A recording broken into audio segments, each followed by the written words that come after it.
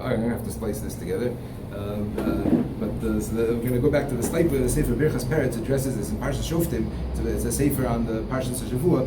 So the Sefer Birchas Peretz addresses this, and he says as follows. He says that it can't be that there's a los aseh to be afraid. It can't be that a normal human reaction of fear is an avera, is a los aseh.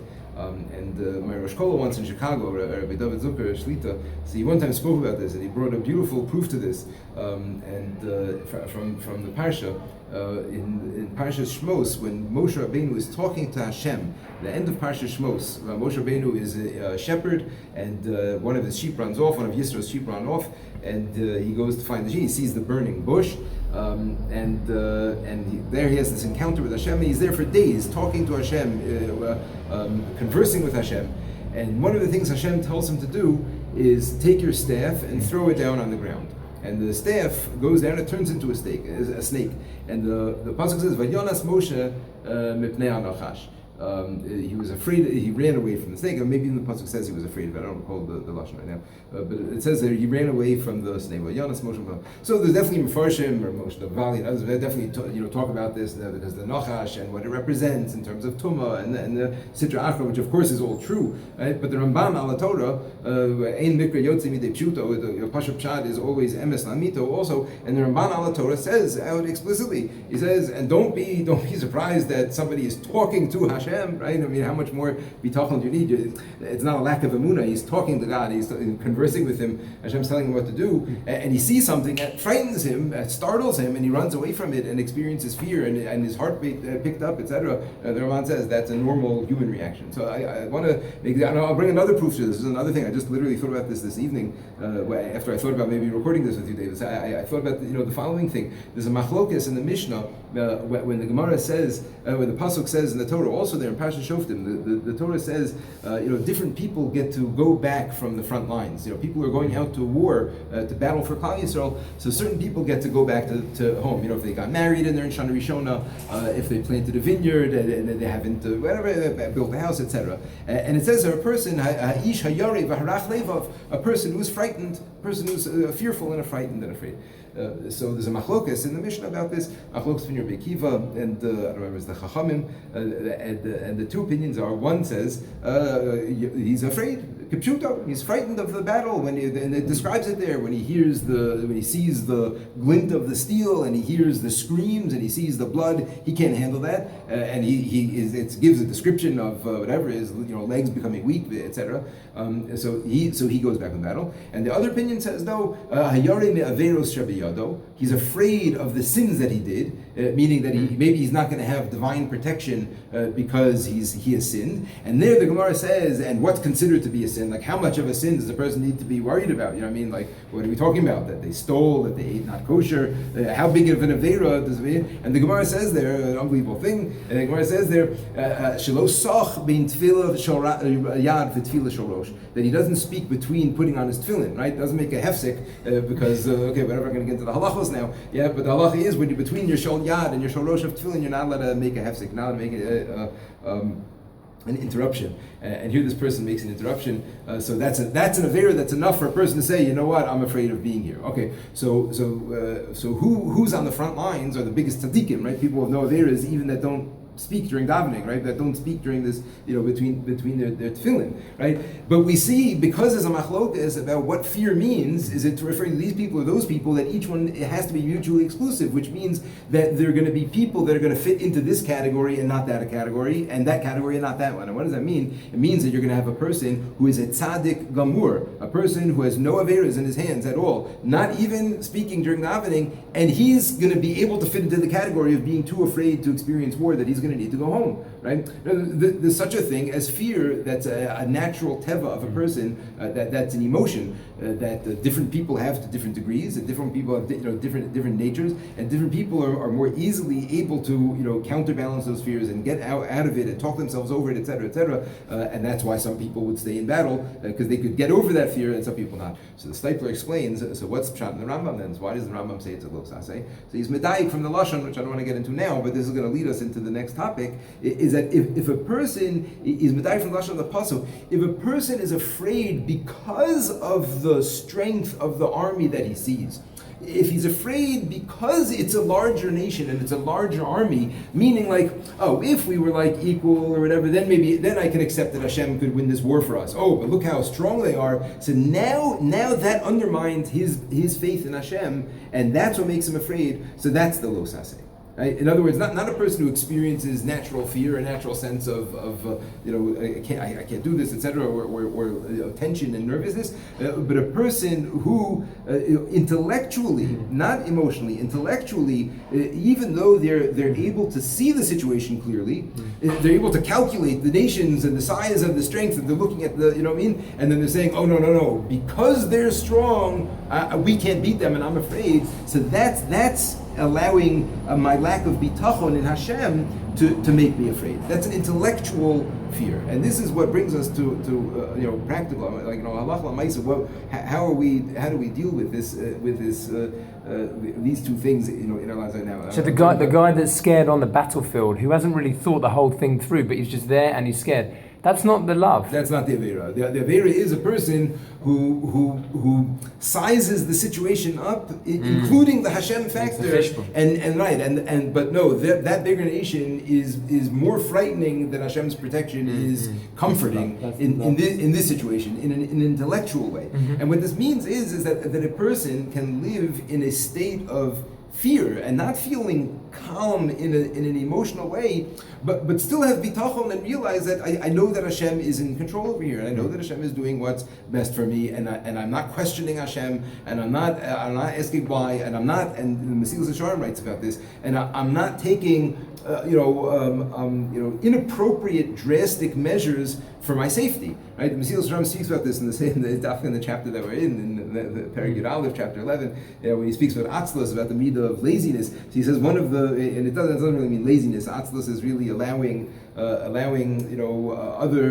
things to distract you from doing your avodas Hashem. And so one of the things that he writes there is fear, and that if a person has exaggerated fears, and that gets in the way of avodas Hashem, so that's coming from the Yetzer Hara. So he says, so how do you know? How do you know what's normal? A person has to see, what is a normal and accepted mode of conduct, and what's an accepted normal type of thing to do. And I'm saying we're dealing with this with everybody. My daughter's asking me, should I be taking the bus to school, or can should you drive me to school and then going to? So I think it depends where. I think it's legitimate if a person feels that certain places that there's already been a number of attacks that have gone on over there, or they're very, very difficult places to control, and a person feels that they're nervous to get there, even if that would mean, let's say, not getting in the way of doing a mitzvah potentially, right? If a person is legitimately nervous about going somewhere because they feel it's not a safe situation, so that may be a legitimate fear and a legitimate reason. But a person can't exaggerate it either, and it can't be that life is still going on and people are still traveling and people are still using the buses. And yes, we're cautious and we're looking around and being very careful of our surroundings, but at the same time thinking, and this is really the main thing I want to get to, thinking in our minds and going over when we're experiencing that fear. Hashem is in control. Hashem is running the show, and if chas v'shalom, anything happens, it's meant to be, and he's doing what's best for me, and to keep on going over that, and that can take an edge off of the emotional fear as well. That can help a person over time be more mitmoded and like what they call in psychology, reframing it and feeling like it's a constant work 100% in your mind. Constant avoda. And this is something. Look, I said this to my daughters when I was speaking to them. This is something that Klal Yisrael has done forever. Klal Yisrael has done this forever. Lived in fear, and this is just as stark a reminder as ever as the conversations that we've had right here together. We're still in Galus, and in Galus, even in our land, we're still living in fear, under threat of the Goyim, and we have to again, do our best to be safe. and not do things that are risky. And it's okay for a person to experience fear and to be emotionally, on edge, and for it to be, affecting them, and it affects our mood and everything. But at the same time, to have bitachon, meaning to understand and appreciate and realize Hashem is running the show and He's in control. I'm not taking extreme measures and letting this get out of hand. That's the balance that a person has to. I find the same idea of simcha, right? That we find, if simcha doesn't mean smiling and jumping and being happy like we've spoken many times. Simcha means a sense of knowing, okay, Hashem is in control, and even though this happened, and a person is in pain and it hurts, and we are in pain, but we know that Hashem is in control and He's running. It's the same idea. I want to just bring out one point though that. Can I just ask one thing? Yeah, please. Yeah. In terms of levels of self-protection, carrying weapons, self-defense. If a person is confident and trained and comfortable that they're not putting themselves at more of risk, either as a target or because they don't know what they're doing with what they have, so then and they just want to do it, I don't know, to feel tough or whatever. So then that's for sure wrong. And dangerous, But if a person is, legitimately knows how to use a weapon and in self-defense, and they feel that, being armed in this way. But even a regular person who wants to carry anything around with them, whatever that may be it mace, a lot of people are carrying mace. I have mace, and screwdriver, whatever you want to do. Yeah. That's like a little bit scary. I don't know. That it depends on if it's functionally going to help protect you. So then yes, that's appropriate status to take. Yeah. If you don't know what you're doing with it, so then it's it's making it more dangerous. But definitely to help you or to help other people if you know what you're doing. Like I said, we're bringing a self-defense person into school tonight to go with the girls. A couple of times. The idea I just wanted to share, just from a shkafic standpoint about this whole thing. How a few things came to me within a couple of days. Just conversations that I had with people and things coming together. What's this all about? It's unbelievable. What I just like a day or two ago was just. Why are they all of a sudden all upset about this? In the Western media it says, because ongoing frustration with the peace talks and these types of things, and then it says this thing about a change of the status quo on the Temple Mount. So I don't know, what does this mean? This status quo on Temple Mount and all these things. So I started looking into it, but I looked on Al Jazeera. I looked on the Al Jazeera website, and I watched Al Jazeera clips on YouTube of their reporting of this. And I was unbelievably shocked by what I saw. And maybe you know about this already, but then I'll tell you a few things that happened that this is very clear. What's going on now, what this is about, I'm saying in addition to the oppression and the other issues and all the other things, but the immediate point of what this is about, and what the rallying cry of what this is about, and why they are encouraging people to stab and run over us, is because they are believing 100%. And this is not some crackpot conspiracy theory, that the current Israeli government, because it's so right-wing, with all these religious fanatics, including the Haredim, right, who we all know are again so involved in the politics of the peace process, etc. But because of this radical right-wing Israeli government, the Israeli government are making aggressive moves to take over the Temple Mount, raise the mosque, and build the temple. And you're laughing, which you would start to laugh at first, but this is, and what's their proof for this? I'm just telling you, I could maybe put a link to this newscast on Al Jazeera on here, because it's unbelievable to see. Do you know that the Israeli government gives tens of thousands of shekels to the Temple Mount Institute? An institution that openly calls for the building of the third temple on the place, the Al-Aqsa, and all these other things. Is that true?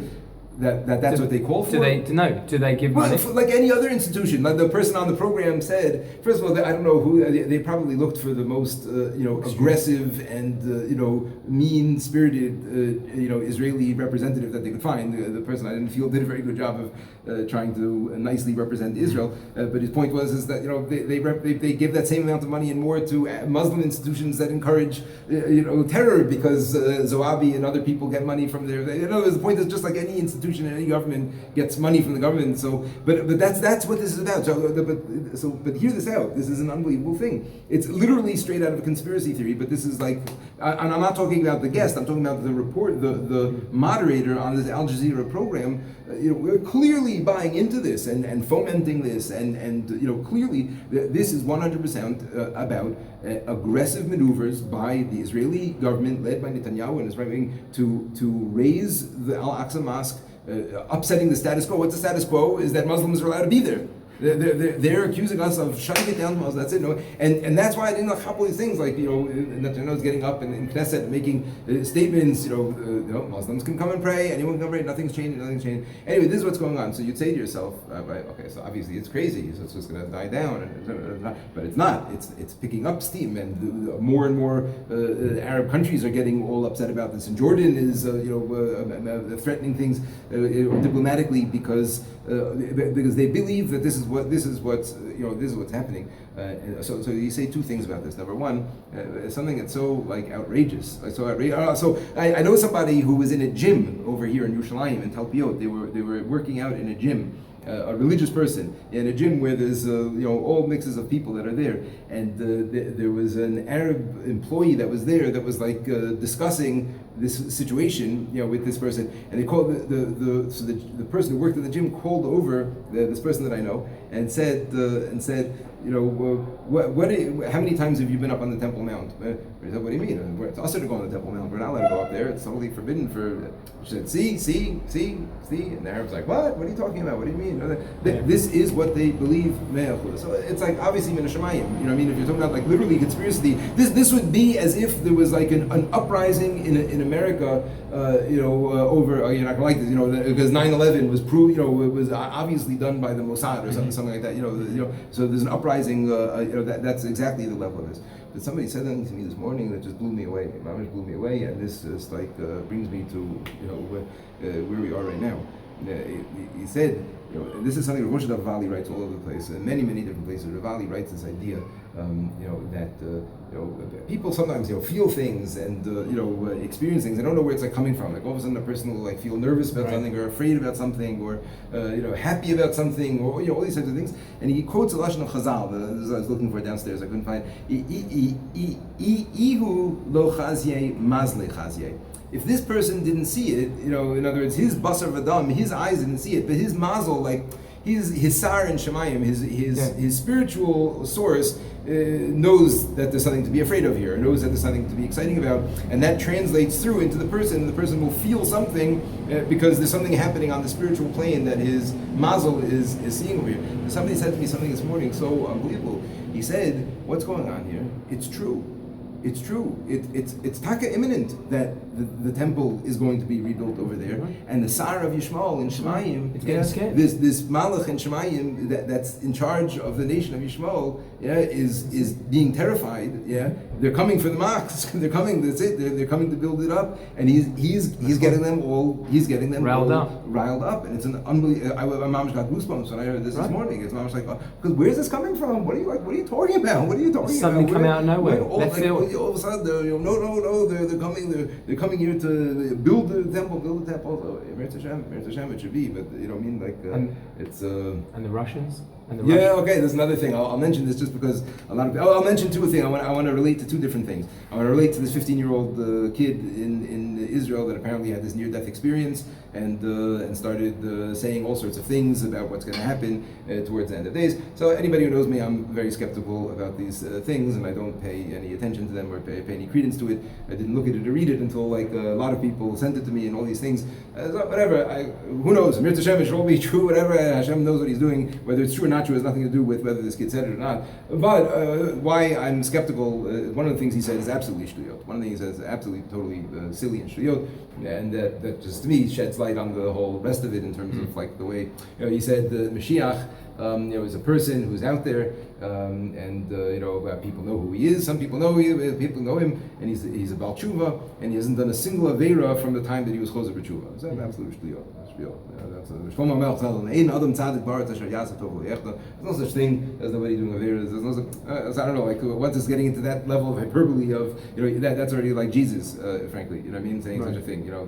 completely pure from sin. There's no Unless he knew it was well, Mashiach. I don't know. There's no. What I mean, even if he does, there's no source in the Torah that tells us that Mashiach is going to be somebody completely clean and of any sin, never did a sin. Like every Adam Tzadik B'Aretz Asher Yaseh Tov L'Echta, everybody sins every day. Everybody sins. Let me a secret, but I'll tell you, every day. Ain't no such thing as that. So I don't know. That just to me, like I don't know. I don't go for these things, me. But his description in is what it says isolation. in the Navi. If it was, what it says in the Navi is what he said. If it was something in isolation, then okay. But there's so much around it. I know, but okay, whatever. If it gives you inspiration, gesundheit, I'm happy because that's for you. all it is. That's okay, good. As I said, I don't go for these things, and these have happened before. These types of things. Again, Mir Hashem, but whether it is or it's not, I don't know if it's. How should people in Chutz La'aretz be? People in Chutz La'aretz, what should they be? Davening. Everybody should be davening. Everybody should be. We don't know how it's going to be in Chutz La'aretz. We don't know anything. We don't know it's going to be anywhere. Nobody knows anything. Anybody who says they know anything is, they don't know. We should daven. I'll relate again. I think I said this over last year also on the shir on the video what Rav Scheinberg Zechron Baruch said when he was in Chicago during the second Intifada when Rahman al-San there were hundreds of people that were being killed then. And he said then it's completely safe to come to Israel to visit. It's completely safe to go on the buses. And in that situation, he also said Jerusalem will never fall again. He said it's never going back to the Arabs. He said it's never going to fall back to the hands of the Arabs. Mashiach is going to come. And he spoke about that also, but even though that in Tanakh it says that Yerushalayim will be captured, half of it, and then, we don't know what that means. We don't know. We don't know what anything means. We don't know what it means. Could Maybe be spiritually. Maybe that happened already. Maybe that did happen already. And things are on a different time scale. We spoke about all these ideas. We don't know. We don't know anything. That's about it. We do know one thing. Torah.